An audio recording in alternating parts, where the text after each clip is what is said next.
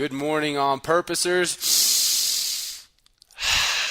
Give yourself a pat on the back because you are right here, right now, for a reason. Welcome to the On Purpose podcast, where together we will empower ourselves and others to live lives with more passion and purpose. How you doing this morning, Jared? I'm great. I'm glad to be back here with you, man. I feel like I didn't get enough time with you last week. I know you were off tending to your grandma, so I think that's honorable, and I love giving grace to our previous generation and helping them as they transition in life. But yeah, selfishly, I missed you, man. So I'm glad to have you back in here. I'm glad to get doing this again. Yeah, I missed you too. Appreciate the grandma condolences. Gave her a little forehead kiss from you. Oh yeah, that's how I used to do it with my grandma. Always a little kiss on the forehead, let her know we loved her. And honestly, man, if there was one person that I could go back and spend a day with in all of history, I would pick my grandma. Really? Hands down. Wow. Yeah, she was taken way too early. So. Grandma Hardy? No, Grandma Tresitter. So she was my mom's mom. Gotcha. Yeah, I would. Cool. Of all the people in history, if I could go back and have one day again, it would be with her. Wow. She was an unbelievable woman. Yeah, I mean, grandmothers are kind of the pinnacle of the family, right? Yeah, and here's just a real brief story on her. She and her brother were orphans. And back when they had orphanages, right, not foster families and stuff. So she was raised most of her life in an orphanage, and, most of their dreams is to get adopted. Well, she got adopted, but the family wouldn't take her brother.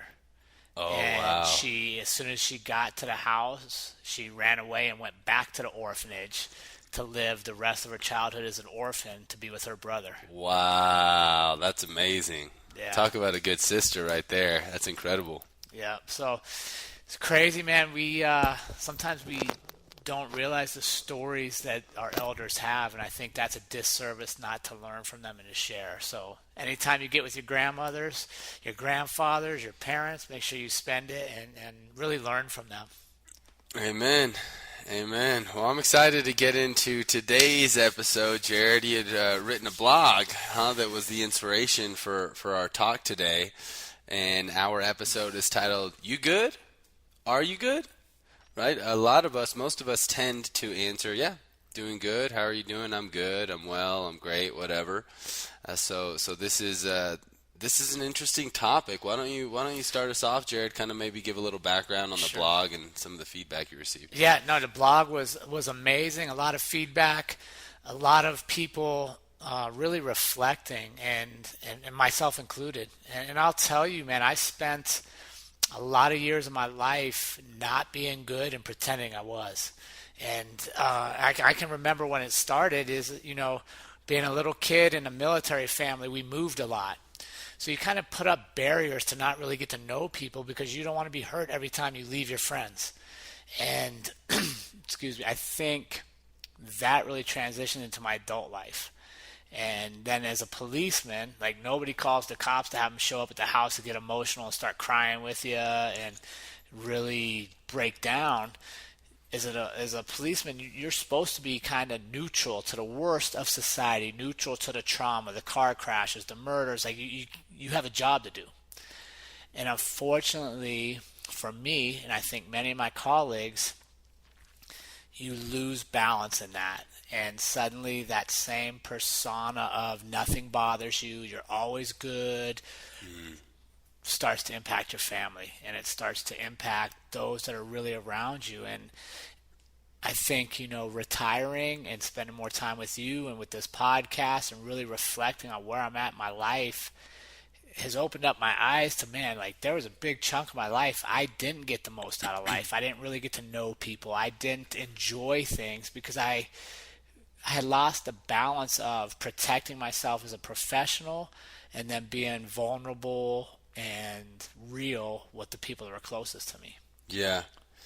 Then that can be difficult to do sometimes, because especially as a father, I'm sure, right, as the male masculine figure, you always want to be good. You always want to be strong. So I can imagine how difficult that can be sometimes. And I think even then you add our military members, our law enforcement, our first responders, it's even more magnified, because not only does your kids and family kind of look up to you as the protector, but society does. Yeah. So when are you allowed to not be good? When Right. are you allowed to raise your hand and go, guys, I'm not good. Like, this is bothering me. Right. And it's really, I think, a big reason why law enforcement suicide rates is ridiculously high, why we have 22 veterans a day killing themselves.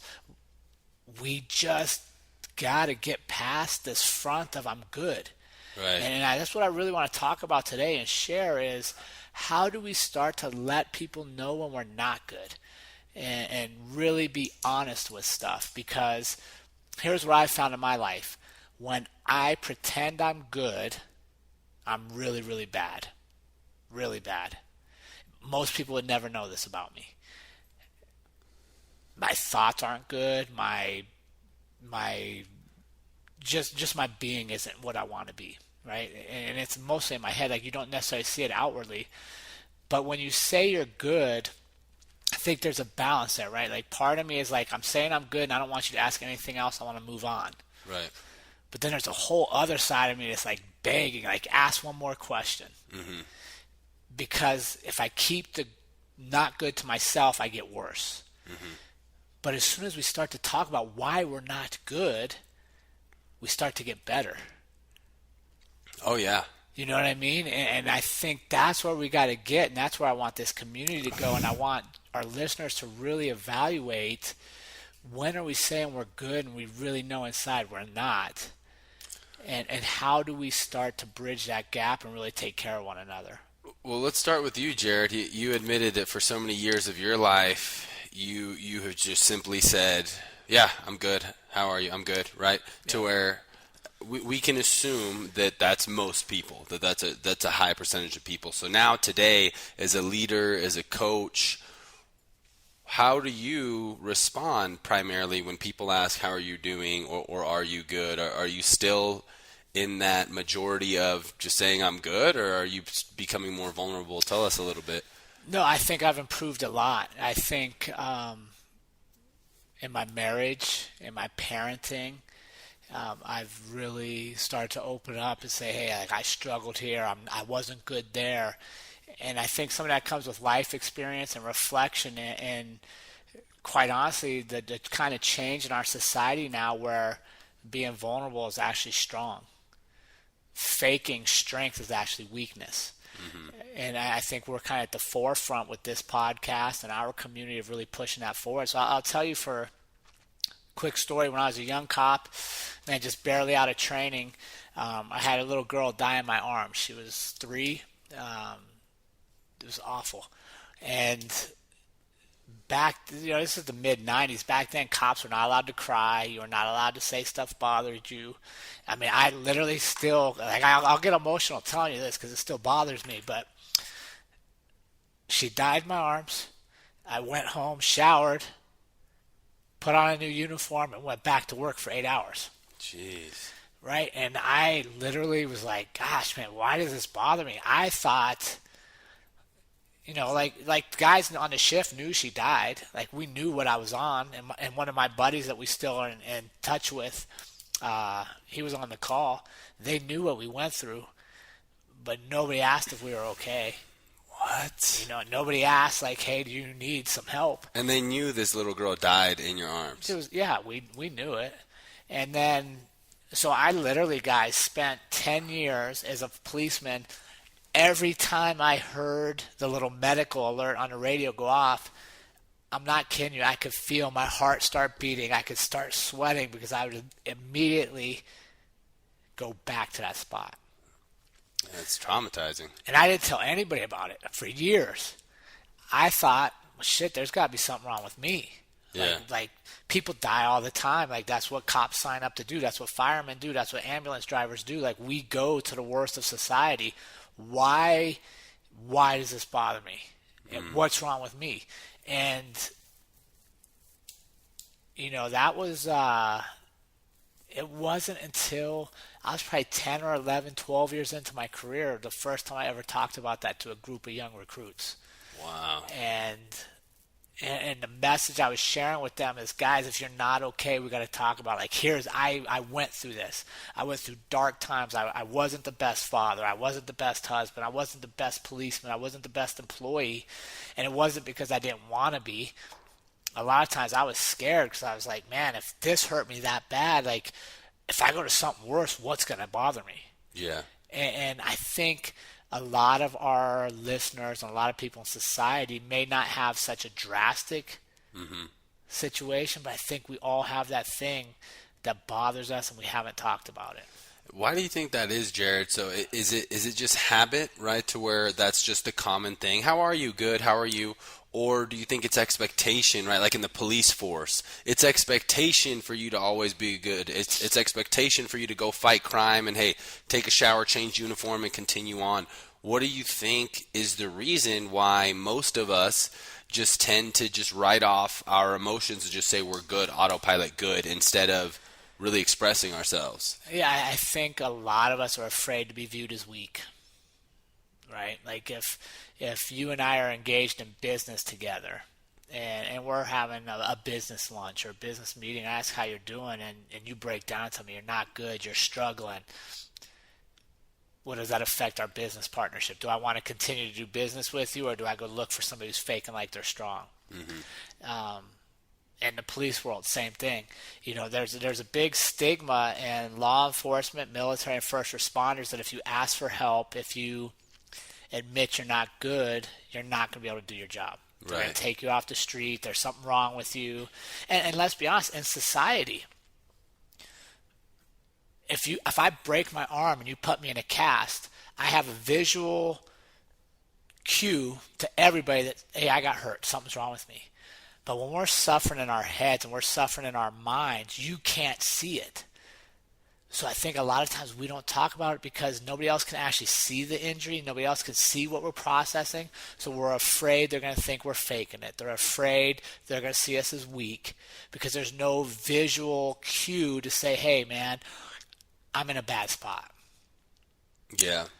And now, so that brings up a good point, because in certain situations, if you have a career like a first responder, policeman, something like that, and you're not doing good, it's hard to be honest, because then you can't do your job, right? So But see, I think that's a shift. Okay. Because here's what I'll tell you. If you get guys like us, and for my law enforcement listeners that actually personally know me, I think, jump on and comment, share this on the video, but I have these discussions now with our young recruits. I have them with the people I get to coach. That, guys, part of training people is not just the physical skills, but training them on how to deal with the stress, how to come forward and talk, and creating a culture where it's okay to not be good. And we're going to take care of you. We're not going to ostracize you. We're not going to talk shit about you. We're not going to make you feel less than. We're going to actually embrace you and go, you know what, motherfucker, I'm glad you're not good. Let's talk about this, because guess what? When I'm not good, I'm going to come back and reciprocate it.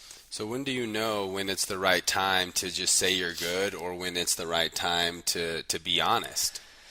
I don't know. What are your thoughts on that? How would you gauge that?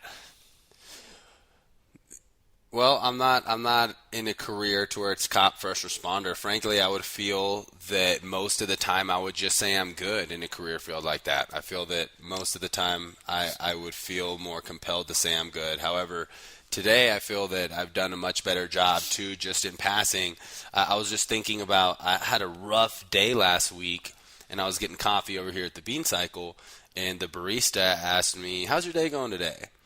And I told her, I didn't get too into it. I was like, it's been a tough day, but life has its ups and downs. So I'm grateful even for days filled with adversity.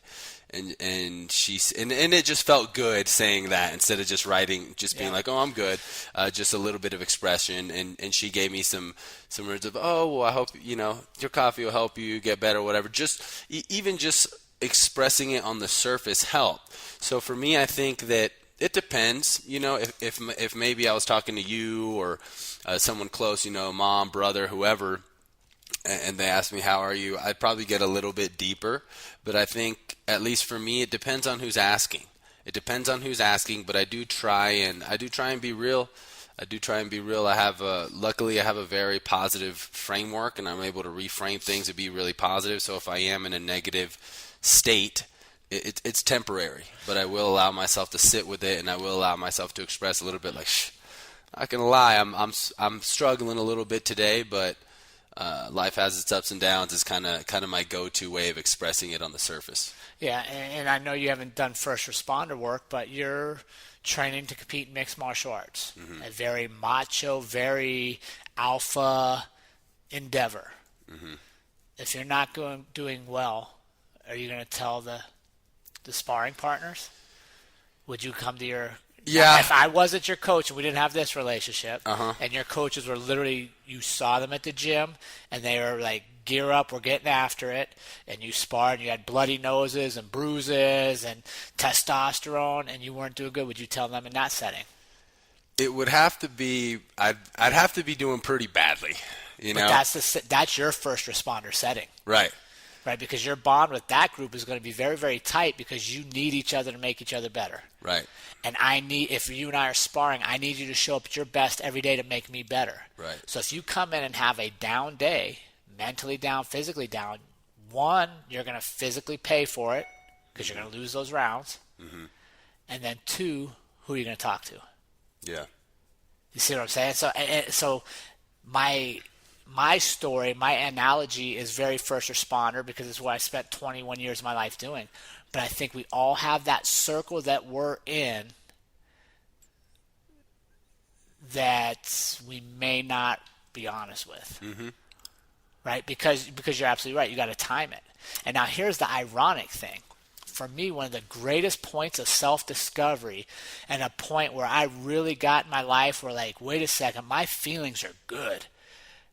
I like crying.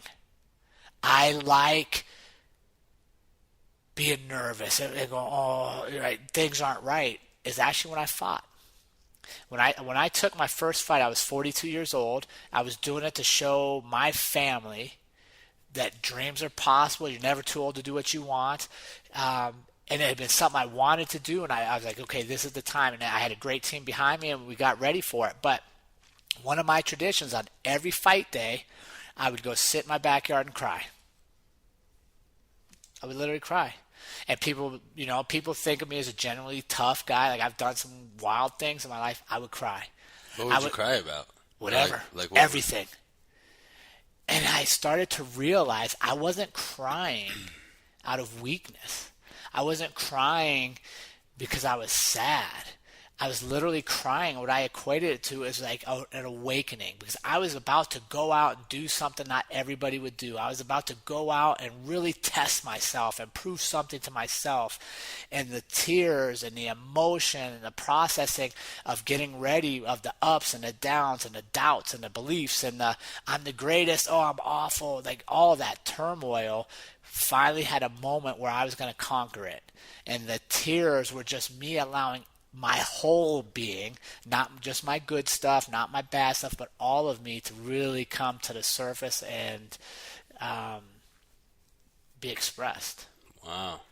Yeah, so it's weird because people think of fighting as kind of barbaric, like two guys shirtless in the cage beating each other up, but for me it was a much more spiritual and reflective journey, because I got to face my demons. I got to face my doubts. I got to face all my insecurities. I got to build on my strengths. And it was one time in my life, or the first time in my life, that I was truly comfortable with just being me. And if you look back, if you look at what I've done in my life, I wouldn't say I lived silently, but I was very much in the mainstream until that day, until I decided to start to compete in mixed martial arts and really challenge myself. And then everything that came with that, the writing, the storytelling, the being okay, not being good, the internal introspecting and then sharing it. If you look, like, that is the day this all took place. Dang. I can't wait. That's awesome. That is awesome. So how do you know when you're asking someone if they're good, right? Especially you as a coach, as a leader in the community, how do you know when they're not, one? And then how do you decide how to probe, how to dig deeper, what to ask them? First off, it's your relationship, right? And you got to be genuine to people, and we're really good in today's world of detecting bullshit. If you come up to me and ask how I'm doing, and I say, man, I'm struggling a little bit, I got this going on, and I can tell you're prying to go run to the rumor mill and to share, well, then you've done them a disservice. So I think part of it is that relationship beforehand of just being consistently there for people and talking with people. And if you really want to get people to share with you when they're not good, share with them when you're not good, right? Like share with, that's what's great about this podcast and our community is we aren't always good, and we are learning right alongside of you. So if I want you to open up to me, part of that is opening up to them. So for me, it comes down to this: genuine care in that relationship. And I'll tell you, the last couple weeks, I had two people that are important to me. When I talked to them, I was like, how you doing? They're like, good. And I was like, I don't believe you. And I just called them on it because our relationship is that I can be direct with them. And one of them was my son. And I think if I look back, one of my biggest regrets is that I modeled for my kids putting up those barriers. And that's hard for me to accept, and something I'm really working on, because those 20 years that I didn't deal with stuff, that I was like, I'm good, but I wasn't good. Unfortunately, my kids saw that, and that became the norm for them. Yeah. And that's how they thought they were doing it. So just last week, I will tell you, I had two people that I talked to. One was my son that said they were good, and I could tell they weren't, so I called him on it. One person got emotional, was like, no, I'm good, and walked away. So at that point, I'm not going to chase you down and beg you to tell me. However, I'm going to make sure you know that I know you're not good, and when you're ready to talk, like, this is where we're going to have it. Like, we're going to have this discussion.